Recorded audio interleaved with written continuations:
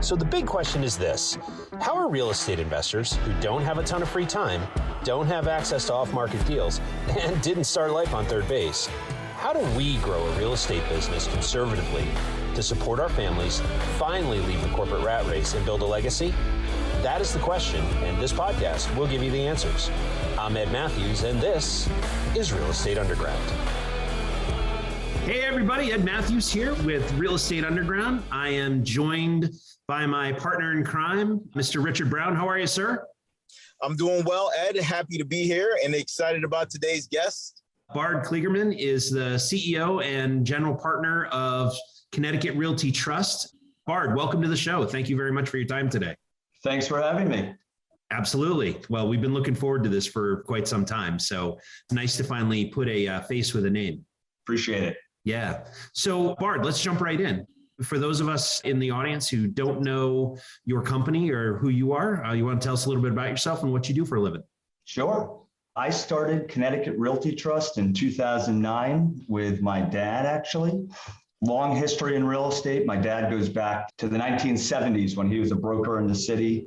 He got into ownership in the city in the 1990s and focused on mostly low to moderate income housing in the Bronx, Northern Manhattan, Brooklyn, a lot of areas that people were not necessarily investing in those times. Yeah. Fast forward to 2009, we had a market downturn that I think a lot of us remember. I was recently out of college. I graduated college in 2007 and took a job with Marcus and Millichap in the city, literally right when the world kind of went dark. I'm talking to my dad around that time, got some advice, trying to decide what to do, where to go, how do we take advantage of what's happening with the world right now. And although he was very well established at that time, was like many of us or many people that were currently in the workforce at that time, not freaked out, but just the world was very much in a different place than it was just a few years earlier. Made a few connections, had a bunch of conversations, and eventually we decided that we should pursue assets in Connecticut where we felt like it was a little bit overlooked compared to the rest of the country, especially the Northeast, being right next to the city. But so you have that geographic connection, but for whatever reason, Connecticut had never really received the attention that maybe it should have. So we decided we're going to pursue Connecticut. Through a few introductions, we ended up zeroing in on Waterbury, Connecticut, which for those that don't know, Waterbury was, is, continues to be an incredibly challenged city, or I shouldn't say was, because back in the 1960s, 70s, it was known as the Brass City. Still is, but it was the brass capital of the world, and that it was actually very opulent at that time. Fast forward to today, and back when we invested, it was unfortunately the exact opposite. A lot of great bones there, but employment, the tenant base, social issues, it kind of had it all. We went there, frankly, because of the price. When everything else was experiencing some negativity from the downturn, Waterbury was like it had the plague. You know, it was whenever someone else gets a cold, you know, Waterbury feels it the worst. And because of that, we were able to buy a number of assets at what we thought was incredibly low pricing, so low that you couldn't resist. And over a couple of years, we ended up buying about 31 properties between 2 and 4 units. So just a number of smaller assets in like a 2-mile radius of downtown Waterbury. Mm-hmm. And that was the impetus to us starting Connecticut Realty Trust.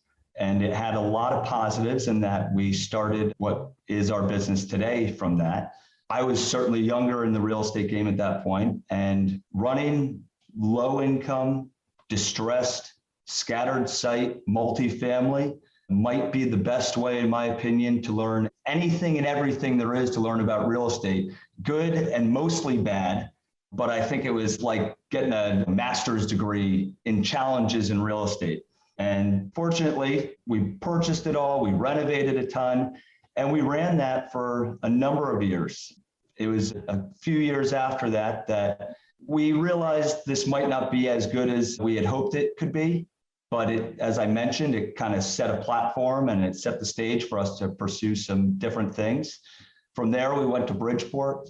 We started buying buildings, got away from the smaller assets and pursued 20, 30, 40, 50, 60 unit buildings. And from about 2011 to 2016, we purchased, renovated, and mostly held, but sold a few, something like 1,500 units or so in the Bridgeport, West Haven, eventually markets.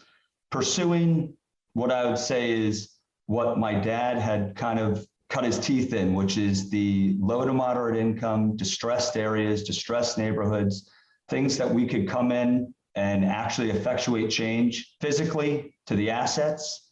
What I tried to do is bring a whole new level of management to the area, something that just isn't expected in or wasn't historically in these types of markets. Really simple things like respect the tenants, offer clean, nice housing. My whole thing was to try and offer the best of the best in those particular markets. And it was with two simple things in mind. Make the tenants want to stay in your unit, which is one of the things that one of the big challenges in Connecticut is the turnover of residents. If you can make them want to stay and literally make them want to pay, meaning make them feel like what they have here is better than anywhere else they can go, that I think has been the recipe to success with all the assets that we've purchased since then. Yeah, it's great you say that because we've actually modeled at my company, Clark Street, we've modeled the exact same approach. Frankly, the way that you run your business is one of the reasons I was so eager to talk with you, because our mantra here is we buy, it's a little more colorful language that I use, but we buy bad buildings from landlords who aren't very good at their jobs.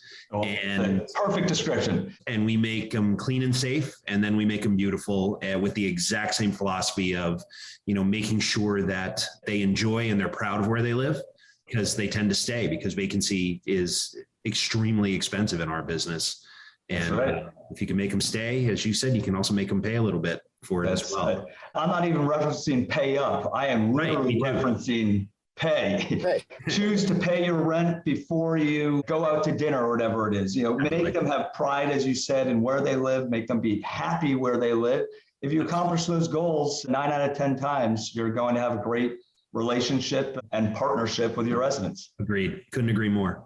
Bard, you talked about how you got into the business and how you picked Waterbury and then moved on to Bridgeport, West Haven. Are you still investing in Connecticut today? Very much still invested in Connecticut today. Are you worried about the future of being a property owner in Connecticut? Are you optimistic? Very optimistic about the future of Connecticut, but the investing climate has certainly changed from 2009, or more specifically 2011 or so, when we kind of transitioned into Bridgeport and more southern Connecticut. And basically, I'd say the number one thing I can point to is the secret's out. Right. Connecticut has a lot to offer. I think that just wasn't, for whatever reason, maybe it's because of how strong New York and specifically New York City has been forever, that it's just overshadowed a lot of these surrounding markets. More recently, I think COVID actually had a positive effect on places like Connecticut, even suburbs of New Jersey and things of that nature, where people and qualified residents that maybe needed to be in New York have a little more flexibility than they used to. Whatever the reasons are, there's certainly been a big push of investors out to Connecticut. It's compressed cap rates, meaning it's raised the prices of the assets. It's made it very difficult to find, I'd say, our core business asset, which is what you just described, bad buildings from bad owners. That is very few and far between today. But I'm still incredibly bullish on Connecticut. Not only does it have a lot to offer geographically, I still think the future is brighter than the past. I think rents here compared to especially other markets in the Northeast still have a long way to grow, because even though it's been quote unquote hotter of late, it's got a big backlog of time that it just hasn't seen the increase in rents, the increase in attention, the increase in investment. And I think that's going to take time. And in a good way, it should, as more investors come in and more places are purchased, money's put in, I think it makes the entire state and the entire investment stronger. That being said, that core asset, as I mentioned, it's become so expensive that this very second is not what I'm focused on. Was forced to kind of pivot my core business a little bit because of the pricing that I've been seeing. And I know how these assets run. I know what they make. I know what the problems are. And frankly, I've had trouble justifying a lot of the pricing, a lot of the transfers, a lot of the purchases, even some of the sales that I've done personally have been a little head scratching of either what do they know that I don't know? How sympathetic is their capital? Or hopefully this isn't the answer. Maybe they don't know something. Because if I do business on, I'm hoping that we both succeed. I hope we both walk away with I wouldn't wish anyone to do poorly with something that they bought from me, but it's been head scratching to say the least. Forced us to get a little creative with how we pursue new deals. On the very far end of creativity, one thing that we have been and continue to pursue for a while is finding distressed condominium associations, ones where the investors own the majority of the units. When that happens, the lending markets leave that asset, meaning people that owner occupy can't buy the units using debt most likely or conventional debt methods. And from a commercial standpoint, it's very hard to get conventional debt on a community if you don't own the whole thing. That we found to be a little bit of an arbitrage and truly a benefit not only for us, but for a lot of the residents that own their units that are frankly stuck in these things because liquidity has left that market. Call that fractured condos.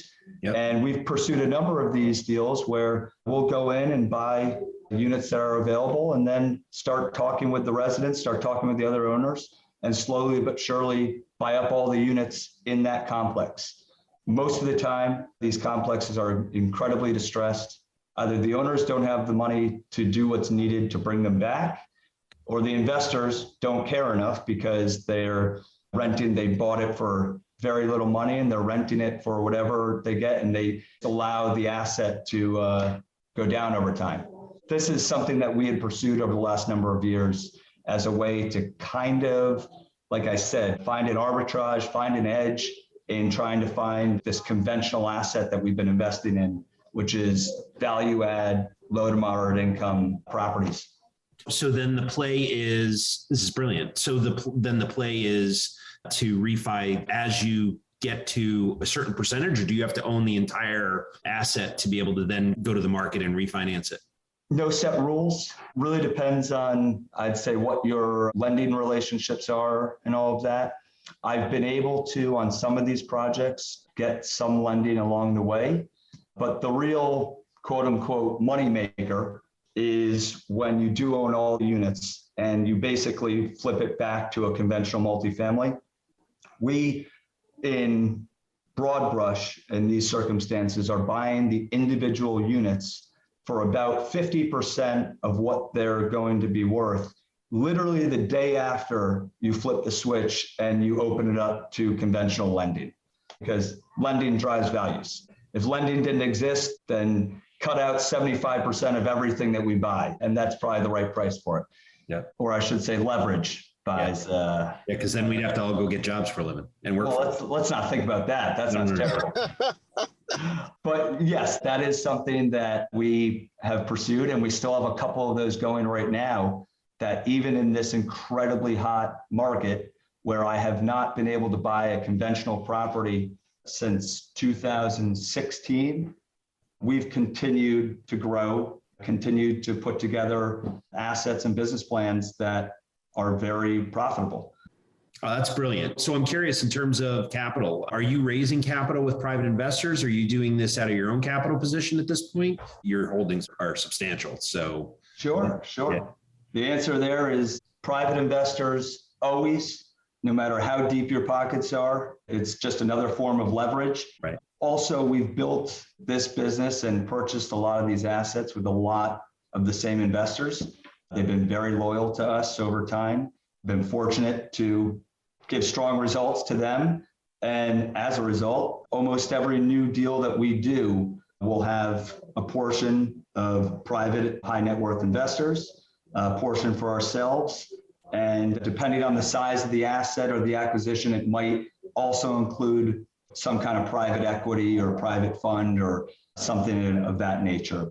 It's almost always a combination of those three in one form or another, depending on, once again, the size. Also, in the case of something like the fractured condo, how unique the investment might be. Sure. Because something like that isn't so easy for everyone to get their arms around. But when and if you do, you see pretty clearly there's incredible opportunity there. But more importantly, you can find opportunities in any market if you think hard enough, dig deep enough, look at enough deals. Even looking at the bad ones, I think just gives you more knowledge for the market and teaches you something. If Absolutely. nothing else, it teaches you what not to do. So when you're looking at these deals, I mean, how many deals are you vetting and underwriting before you get comfortable, A, with the market, and then B, with a particular asset to then invest in? Hundreds. And when I say hundreds, I mean over the course of a year, hundreds and hundreds. And that, I would say, has become more as the market has become more competitive than before. It's always difficult. It's been difficult from day one. When you try and put any deal together, whether it's $1 or $10, it's a tough endeavor. But that has certainly become more difficult as more players have come into the market and prices have risen. And you just have to be creative and you have to be willing to look at 100 deals and not get discouraged that every single one of those is a non-starter. Right. Hopefully it's the 101st or something like that piques your interest. And for whatever reason, one great thing about real estate is there isn't a channel online or on the TV where you can turn it on and see exactly what everything is worth to the second. Wouldn't that be wonderful? It would make it less. I think it leaves less opportunity. If everyone has access to the same exact info like stocks, there's less chance for opportunity. So this, I think, opens the doors to finding something that's overlooked. Bard, you're absolutely right. I think real estate lends itself favorably to being able to exploit inefficiencies in the market. So that is absolutely spot on. Rewards hard work. Exactly. So where you are today, we have people who are listening to our podcast for all different spectrums. What words of inspiration would you have for people? Because if you're looking at hundreds of deals that don't work, how do you still get up in the morning and say, I am going to find that 101? Couple things. If you're just getting into it, you can't get so hurt if you don't go too big, whatever too big is for you. You can't get too hurt if you don't go too big and you maybe overpay to just get into a market, start to understand it. Maybe the returns won't be exactly what you're hoping for or need, but I think just the pure act of starting somewhere with something that you can afford, and I'm not saying afford to lose, you should never buy something with the idea you're going to lose it, but I think there's a lot to say about not waiting for that perfect moment, because if you do that, you will probably never enter the market. Wait, stop. 1 minute. You mean I can't time the market? Breaking news. Yeah, you heard it here. We need that breaking news sound, Ed, so that we can say, Bard says. Yeah, this is serious stuff. Obviously, you cannot, and therefore, if you're trying to get into this as a quote unquote newbie, you find the best that you can find at a level that won't hurt you dramatically, and you dive in. If it's a market that you believe in, then I think there's a lot worse things you can do than that. If you're already established or you're somewhere in between, it can be discouraging, but I'll just go back to, if you look hard enough, it is not a perfect market. Nothing's perfect, but this is incredibly imperfect for the reasons we just discussed. You look hard enough, you'll find stuff. The fractured condo thing was something that we did, we certainly weren't thinking about initially. And it really came about through sitting around with my dad some nights and just talking about where the heck we're going to go and going through past deals, and you come up with this stuff. And if it's not that, it probably would have been something else. Just like any business, if you put enough time and effort in, you'll find ways to profit off of them. Buying investment real estate is both thrilling and sometimes stressful. Without a lending expert by your side, most investors don't stand a chance. That's where CT REIA Funding comes in. CT REIA Funding was founded by investors to help investors just like you fund their deals. Whether you're buying a single-family rehab, an apartment building, or really any investment property, our team will understand your deal and help you close quickly.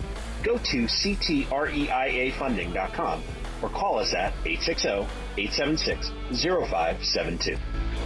One of the things that you hit upon it really resonates with me, and that is finding your mentor. You were blessed with having a father who was also a mentor. But the thing is that it's so important to find someone or have someone in your life who is going to tell you the truth, who's going to help you think through things, who's going to help you look at the market differently than you would by yourself. This is a team sport. Sure. And to kind of add to that, if you have that mentor, and hopefully eventually you have a lot of people to use as sounding boards, you'll realize quickly that you're not alone. Almost everyone has probably gone through every issue that you might be going through at that time. You don't always have to reinvent the wheel. There's resources out there, and there's people that the problems that happen tend to happen over and over and over again. History repeats itself.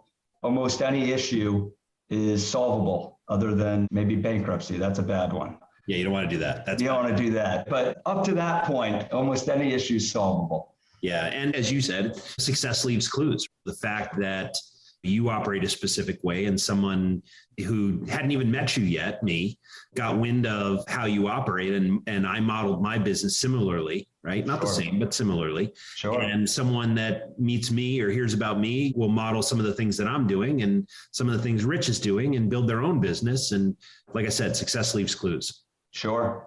Bard, what's the future? Where are you going? Where's your company going? And what do you guys see yourselves doing in 5-10 years? That's an easy question because we've taken a very different path of late. In February of 2020, or I guess December of 19, a deal came across our desk that was different than anything we had pursued in the past. It was a brand new build, Class A, 130 unit property that was actually in December of 19. It wasn't even finished. It was finished in May of 2020. Came across our desk that for a number of reasons was appealing. It had to do with some access to capital that we had at the time and the appetite for that type of capital. It had to do with the asset itself. It had to do with random timing of where the world was, that we were players for an asset like this. And we ended up going into contract for that in February of 2020. And then this thing happened in March of 2020 called COVID, which was a little scary. The way that we won the contract, which I don't recommend, is typically you sign a contract and you get a period of due diligence where the deposit that you put down is soft. It's refundable up until your due diligence is done. The way that we ended up winning this contract is we said, we'll go into contract right now and X amount of our deposit is hard, meaning non-refundable at contract signing. It's not something I would suggest in normal times, and it's definitely not something I would suggest when you sign the contract for the biggest deal of your career and then the world comes to a halt. On the cusp of the apocalypse, right? Yeah. Yes. That was a lot of fun. Let me just suggest, Bard, you've got abs of steel. Well, maybe stronger now than then, I'll say that. But we go into contract for this thing, the world goes dark. We had to raise the largest amount of equity we had ever raised for one single deal. And we had to do it in 3 months. We were confident before COVID, but when COVID happened, just like everyone in the world, whatever industry you're in, we had no clue how receptive our core group would be, how receptive people that we haven't met yet would be. Maybe more importantly, the banks, just a lot of question marks. And through a lot of pain and phone calls and this and that, we ended up getting the deal done. There was a few benefits in hindsight that came from that. The sellers wanted to sell maybe more than we wanted to buy at that point. We had that going for us. And we agreed upon a price reduction during contract, which is something, by the way, I never do. We pride ourselves on when we cut a deal, that's the deal. We're not ones that try and get something into contract and then start negotiating. It's not in me. This was obviously very extreme circumstances. And even with the price reduction, we had no clue if we were buying something that would even be viable after we closed, because we didn't know where the world was going. And something that added a little layer of fun to this was we were buying the asset 50% occupied because it was just being built. And we obviously had absolutely no clue how receptive the rental world was going to be in this COVID world. So it really checked a lot of boxes and created a few stresses, to say the least, over that period. But we did close it. We closed it on May 29 of 2020 and went through a 9 to 12 month period of not repositioning because it was a brand new asset, but the developers and the builders did a great job of building the asset. They didn't have a lot of experience with marketing and management and all of that stuff. So we did bring changes there. We went out to the world in a number of marketing ways, even some ways that I learned about during this process. And 12 months later, we were 100% leased. We today have a 50-person wait list to get in.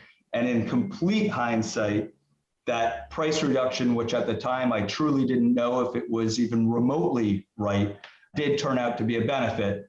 But I wouldn't necessarily say I would want to go through what we did to realize that benefit again. That was harrowing. Yeah, not the best. But this is a long way of saying, what are you doing now?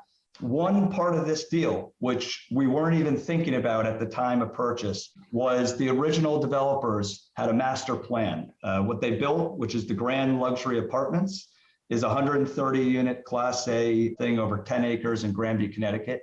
That was phase one. Phase two, which was contiguous to this, was a 35-acre parcel that they had approved for 50 single-family homes. They were doing this as a rental, and they were doing the 50 single-family homes for sale. In our contract to buy the rental, we got a right of first refusal to purchase the land next door. And basically, if anyone came to them during our ownership and wanted to buy it, we had a right to match that. We'd never developed anything ground up before. So truly, when that happened, it was somewhere in my thoughts. It's something that I would like to pursue at some point, but it certainly wasn't in front of my mind. And about 6 months into the project, very unexpectedly, the sellers of the property came to us and said, we got an offer. And we had 10 days to decide whether we wanted to match that offer or not. I was really hoping, even if we did pursue this, it was years, not 6 months. But in that 6 months, if we didn't already know a ton about that market, we certainly learned everything there was to know about the market. And most importantly, we learned about the demand in the area. We ended up cutting a deal slightly lower, actually, than what they were offered, because they were offered to sell it to a home builder. And home builders typically take things down in phases. And their takedown was over 3 years, that they were going to buy a third, a third, a third. They build the homes, they sell them, they then buy the next. We are not for sale home builders. At the time, we weren't builders of anything. Tons of rehab, but no ground up development. As I mentioned, we ended up cutting a deal that was actually about 20% lower than what the original offer was, because we agreed to buy it outright versus a multi-year takedown. Right. And we immediately, after we bought it, went to work to try and upzone it from what was currently 50 units.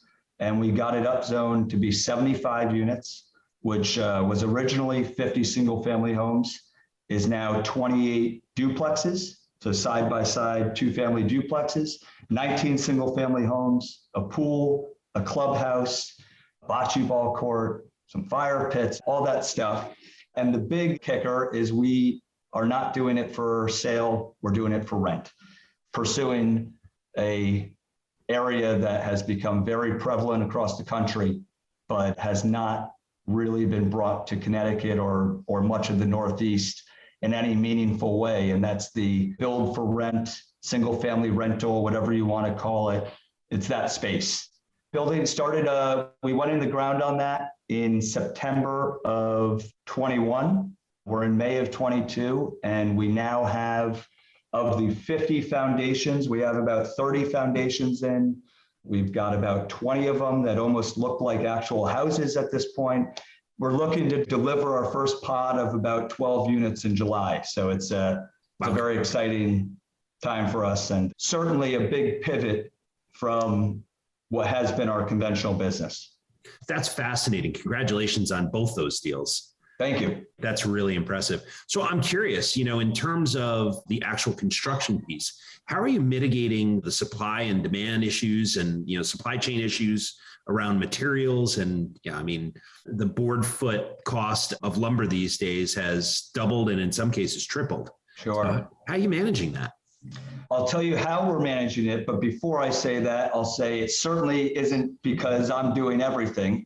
I've got very good partners, both internally here, hired a great GC, Nelson Construction, who we're working in tandem with, and partnered up with what's become a friend and colleague and whatever else named Reggie Kronstad. He runs Crown Point Capital, and he did come with a lot of ground up building experience. So the combination of all of that is how, A, we were able to get this project off the ground, and B, knock on wood, being 9-10 months into the project, we are actually, in spite of everything you just said, still in line to come in under budget of our original budget. Wow. How do we do that? We were able to do a number of buyouts early on in the project to ensure, even at that time, maybe a little higher pricing than we had hoped, but at least it stabilized certain areas of the cost. One of the big areas of the cost was the site work, and that was basically unaffected by the changes. Sure. We've been monitoring it. We meet on a weekly basis. We monitor all the areas of the build, from the labor to the different components, the kitchen cabinets, the windows, the this, the that. And it's really about having all the information. Once again, early buyouts, but you can't buy out everything initially, and picking and choosing your moments to either do larger buys or smaller buys. As lumber was really accelerating about 4 months ago, we found ourselves buying on a house by house basis. As things kind of came down and normalized closer to our budget number, at those times, we did bulk buyouts. We bought a number of things, paid up front to get some discounts on those. And unfortunately, one way that you also keep costs down is you do make some tough choices of, do you need the under cabinet lighting? Do you need that extra fire pit? And initially, I think we did scale back, nothing meaningful, but we found ways to bring the cost down a little bit, especially with the uncertainty of how much these escalations would affect the project. Fast forward to today, where we're much further along in the project and feel more comfortable with our budget. We're actually now looking at expanding some things. We're looking at expanding possibly the size of the clubhouse.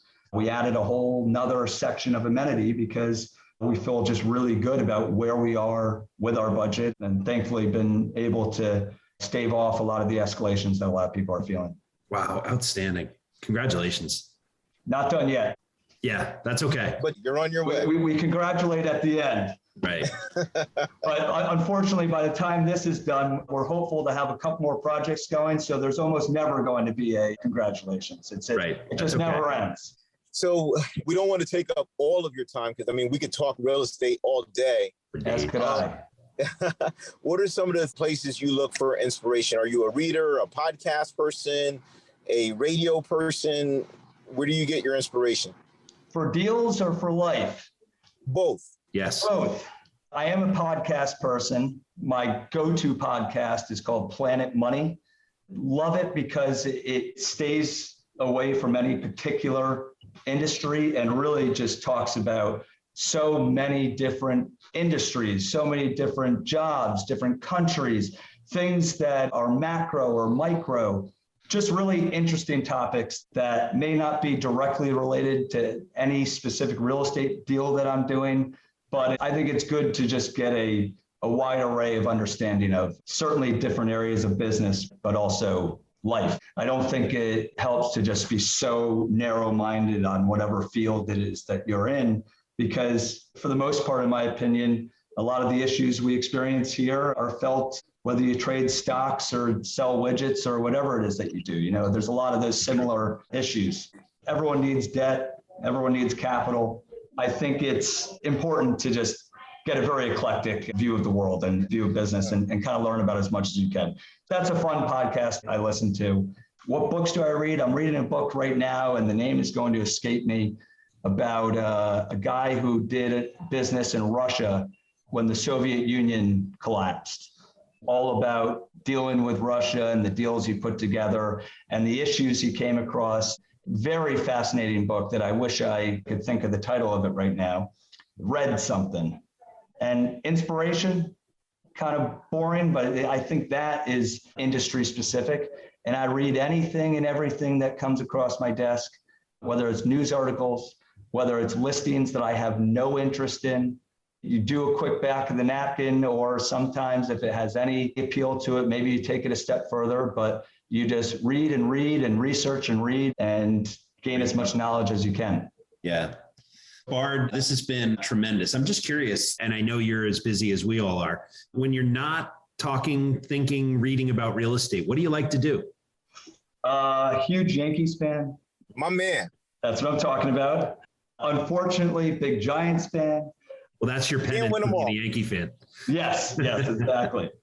My brother is actually a race car driver, works for NBC. So he races in NASCAR part-time and does some shows on NBC.